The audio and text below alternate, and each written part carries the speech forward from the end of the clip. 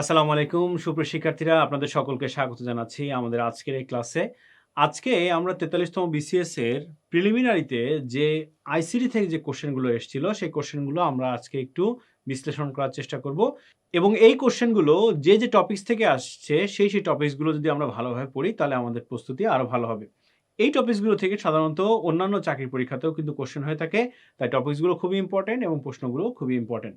তো সুপ্রিয় শিক্ষার্থীরা, আসেন আমরা একটু দেখি এই যে 43তম বিসিএস পরীক্ষা, 43তম বিসিএস পরীক্ষায় কতগুলো কোশ্চেন এসেছিল এবং কি টপিকস থেকে কোশ্চেনগুলো এসেছিল। আমরা এখানে দেখি প্রথম যে কোশ্চেনটা এসছে, প্রথম কোশ্চেনটা হচ্ছে আরএফআইডি বলতে কি বোঝায়? আরএফআইডি বলতে বোঝায় হচ্ছে রেডিও ফ্রিকোয়েন্সি আইডেন্টিফিকেশন। আচ্ছা, এবার আসেন আমরা একটু জানি এই যে রেডিও ফ্রিকোয়েন্সি আইডেন্টিফিকেশন বা আরএফআইডি, এই আরএফআইডিটা কি এটা সম্পর্কে আমরা একটু জানি। আরএফআইডিটা হচ্ছে ছোট্ট একটি ইলেকট্রনিক চিপ, অনেকটা ক্রেডিট কার্ডের মতো, একটি ইলেকট্রনিক ডিভাইস। এই ইলেকট্রনিক ডিভাইসের ভিতরে ছোট্ট একটি ইলেকট্রনিক চিপ আছে এবং একটি কয়েল আছে এবং একটি অ্যান্টেনা আছে। এটি মূলত পূর্বে ব্যবহার করা হতো বিভিন্ন ধরনের জড়বস্তুকে ঠিক করার জন্য, বা বিভিন্ন ধরনের যে জড়বস্তু আছে জড়বস্তুকে নির্দেশ করার জন্য এটি ব্যবহার করা হতো। যেমন বিভিন্ন ধরনের সুটকেস আছে, বিভিন্ন পণ্য আছে, সেই পণ্যে এই ট্যাগটি লাগিয়ে দেওয়া হতো। তো বিজ্ঞানের উন্নয়নের সাথে সাথে বিভিন্ন ধরনের যে হচ্ছে প্রাণী, সেই প্রাণীতেও এই আরএফআইডি ট্যাগটি লাগানো হচ্ছে। এটি অনেকটা ছোট ক্যাপসুলের মতো। এই ক্যাপসুলের মতো ট্যাগটি লাগিয়ে দেওয়া হয় যেন বিভিন্ন ধরনের পোষা প্রাণী এবং গরু সহ বিভিন্ন ধরনের ভেড়া এগুলোকে আইডেন্টিফিকেশন করা যায়। তো মূলত এটি হচ্ছে আরএফআইডি। এই আরএফআইডি কিন্তু প্রায়শই এসে থাকে বিভিন্ন চাকরি পরীক্ষাতে। তাই সুপ্রিয় শিক্ষার্থীরা, আমরা মনে রাখবো আরএফআইডি মানে হচ্ছে রেডিও ফ্রিকোয়েন্সি আইডেন্টিফিকেশন। কোন চিহ্নটি ইমেল ঠিকানায় অবশ্যই থাকবে? ইমেল ঠিকানায় কোন চিহ্নটি অবশ্যই থাকবে এটি সম্পর্কে আমরা জানি ইমেল ঠিকানায় অবশ্যই থাকবে @। এখন এই যে ইমেল সম্পর্কে আমরা একটু জানবো। ইমেইল শব্দটি ইলাবোরেশন হচ্ছে ইলেকট্রনিক মেল। ইলেকট্রনিক মেল এটি হচ্ছে সবচেয়ে দ্রুত গতির একটি ডাক ব্যবস্থা। পূর্বে যে ডাক ব্যবস্থা ছিল আমরা জানি সেটি খুব মন্থর গতি ছিল। বর্তমানে একজন প্রেরক আর একজন প্রাপকের নিকট যে তথ্য প্রেরণ করে, সেই তথ্য প্রেরণ করার জন্য খুব দ্রুত গতির ইলেকট্রনিক যে মেইল, সেই ইলেকট্রনিক মেইলটাকে সংক্ষিপ্ত রূপ হচ্ছে ইমেল। ইমেল পাঠানোর জন্য যেমন একটি প্রেরকের ইমেল অ্যাড্রেস প্রয়োজন, তেমনি একটি প্রাপকের বা একজন প্রাপকেরও ইমেল অ্যাড্রেস প্রয়োজন হয়।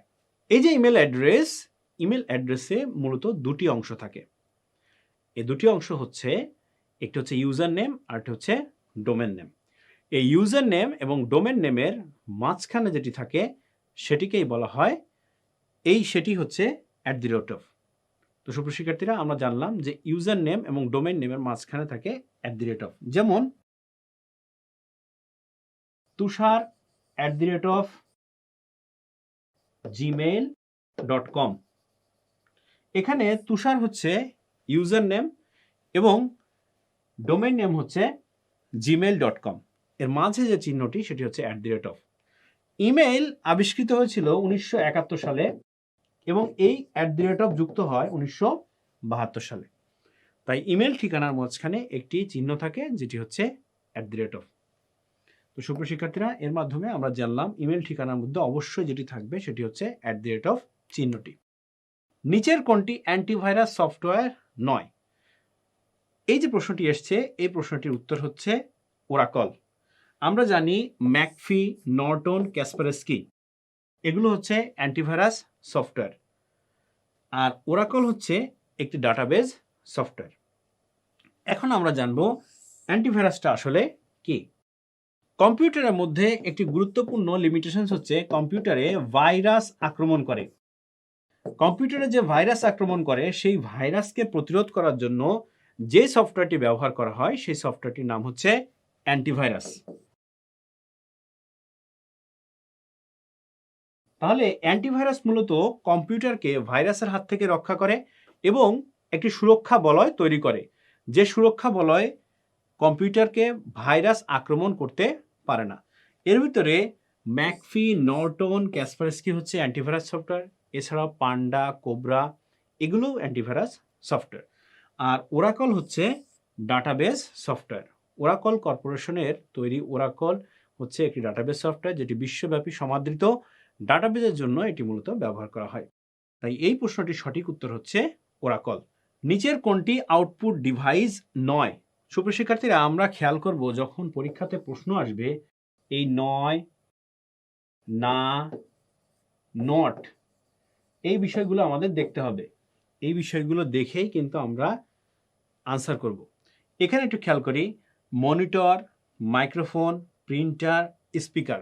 এর মধ্যে মনিটর, প্রিন্টার এবং স্পিকার এই তিনটি হচ্ছে আউটপুট ডিভাইস।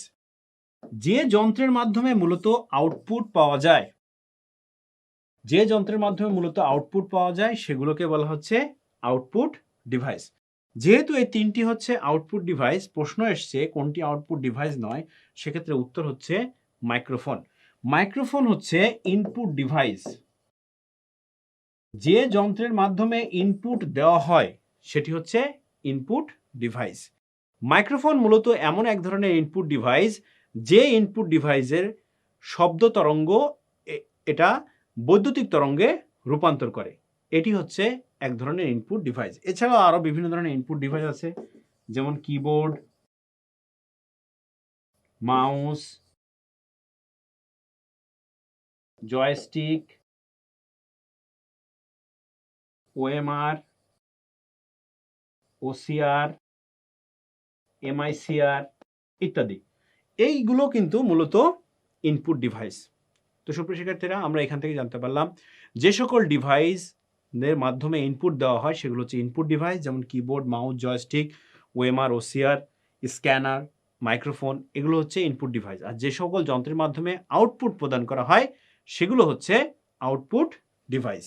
নিচের কোনটি একটি প্রতিষ্ঠানের ওয়েব ঠিকানাকে নির্দেশ করে? ওয়েব ঠিকানাকে নির্দেশ করে হচ্ছে ইউআরএল। ইউআরএল এর ফুল ইলাবোরেশন হচ্ছে uniform resource locator. Uniform resource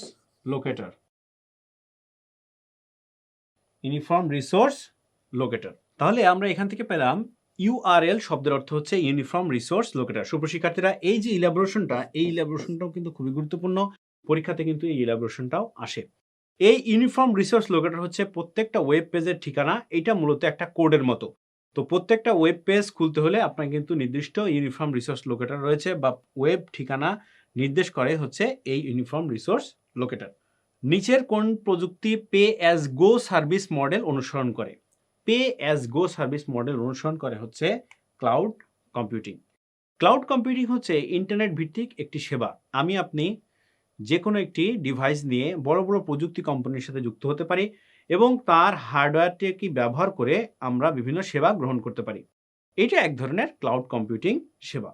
বিভিন্ন ধরনের বড় বড় প্রতিষ্ঠানগুলো এই ক্লাউড কম্পিউটিং সেবা প্রদান করে থাকে। এই যে ক্লাউড কম্পিউটিং এর ধারণাটি এসেছিল 1960 সালে। প্রথম এর ধারণা আসে 1960 সালে। 1960 সালে ম্যাক ক্যাথি প্রথম এর ধারণা দেন। পরবর্তীতে 1990 সালে মোটামুটি এটি একটি ভিত্তি পায়, যখন ইন্টারনেটের একটি বৈপ্লবিক পরিবর্তন আসে। 2006 সালে প্রথম এটি বাণিজ্যিকভাবে ব্যবহার শুরু করে অ্যামাজন, এবং 2007 সালে এসে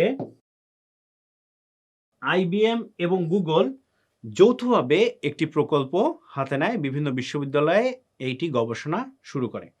এই যে ক্লাউড কম্পিউটিং এর যে জনপ্রিয়তা, এটি কিন্তু দিনকে দিন বাড়ছে।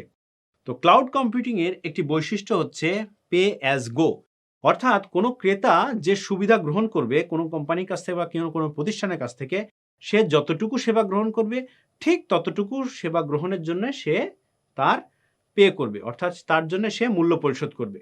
এর জন্য পূর্বে থেকেই তাকে কোনো সার্ভিস কিনতে হয় না। অনেক সেবা আছে যে সেবার ক্ষেত্রে পূর্বে থেকে নির্দিষ্ট একটি সার্ভিস কিনতে হয় এবং সেই সার্ভিসের আওতায় কিন্তু তাকে সেবা দেওয়া হয়। তো ক্লাউড কম্পিউটিং এর ক্ষেত্রে এটি হচ্ছে কোনো একজন ক্রেতা যতটুকু সেবা গ্রহণ করবে ঠিক ততটুকু সেবার জন্যই তাকে পে করতে হবে। এটি হচ্ছে ক্লাউড কম্পিউটিং এর একটি অন্যতম বৈশিষ্ট্য।